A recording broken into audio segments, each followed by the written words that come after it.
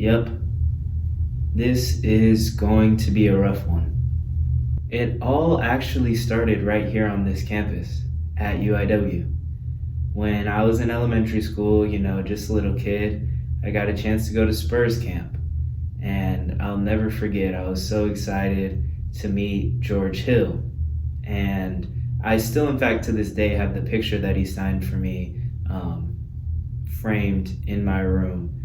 Quickly became my favorite player on the Spurs because he was the one that I got to meet. And then in 2011, out of nowhere, the Spurs decided to trade him away for some guy that the Pacers picked up with the 15th overall pick named Kawhi Leonard. Obviously, I was very upset. Some might even say distraught. But all the people around me told me, just keep your head up. The Spurs know what they're doing. This will end up being the right decision.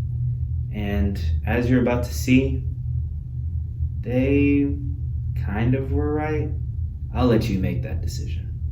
So, you are probably wondering, what happened from there? Well, in 2011, the Spurs already had a pretty stacked roster. We still had Manu, Tony, and Tim on the team, and we were making substantial playoff runs every single year. Kawhi Leonard took most of that year to develop into the monster that we know he is today.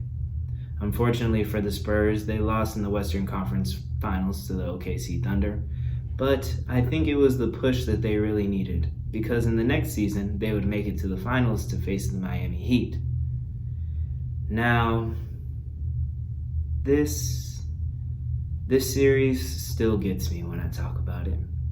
In fact, sometimes when I'm up, laying in my bed, late nights, I can still hear the game call from Game 6 running through my mind.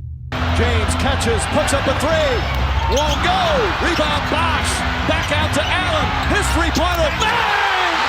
After a devastating loss in Game 7 to the Miami Heat in the NBA Finals, the Spurs would retool, recalibrate, and get ready for what would be another amazing NBA season. This year, the Spurs would make it again to the NBA Finals in a rematch against the Big Three down in Miami and take the series in only 5 games. Kawhi Leonard and his huge hands left prints all over this series, spending most of his time guarding the King, LeBron James, and ultimately winning Finals MVP. Kawhi Leonard let everybody who was watching know that he has arrived. Unfortunately, the Spurs would only make it to the first round of the NBA playoffs before they were eliminated. And after this,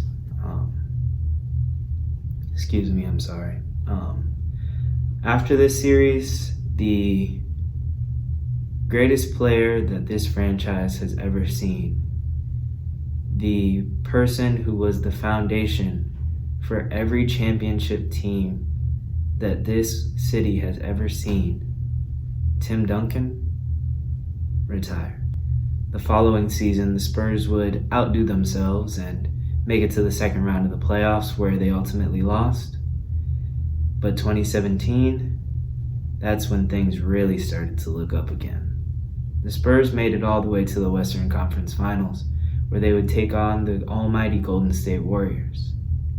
Now, the Spurs are putting it on the Warriors, up by at least 20 points, when something happened that would not only shake up the game, the series, the Spurs organization, but the entire NBA. So, Kawhi Leonard was hurt. The Spurs lost the series, but we're still very hopeful. We have a solid team and one of the best players in the league. We'll be back next season. Or we thought. When next season rolled around, Kawhi Leonard wasn't back. He was still dealing with a pretty bad injury from the year before. In fact, we wouldn't see him on the court until about middle of December. This injury brought chaos to the organization, and we saw a lot of things happen that we have never seen in the Spurs organization before.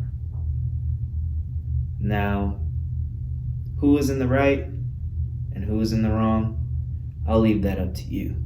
I'm just here to tell you what happened. The Spurs cleared Kawhi Leonard to return to play. He went and got a second opinion. Second opinion said, you probably shouldn't play. Kawhi Leonard decided, I'm not going to play. Now, coaches, teammates, that made them pretty upset. So much so that guys like Greg Popovich, Manu Ginobili, and Tony Parker, who usually have almost nothing to say to the media, actually spoke out in their dislike of Kawhi Leonard and his handling of this situation. Now, this did no favors for the Spurs. With players and coaches speaking out against Kawhi Leonard's family, and specifically his uncle, would push back on this.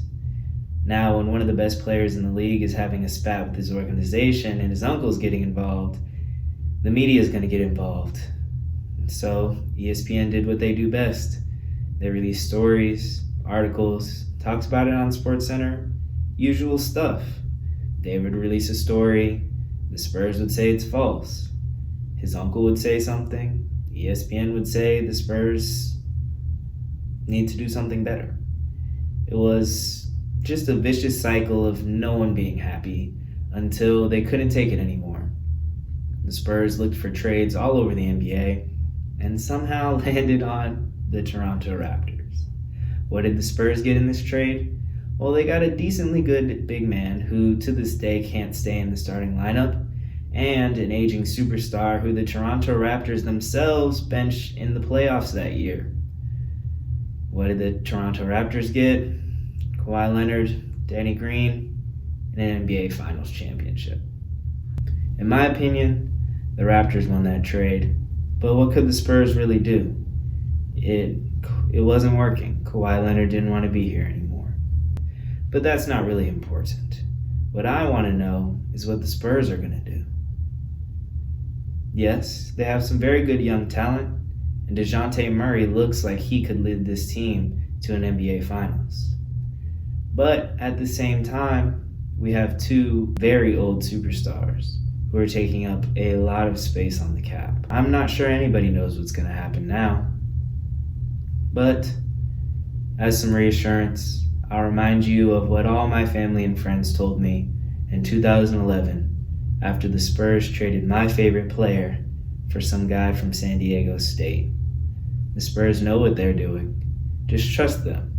Everything will work out.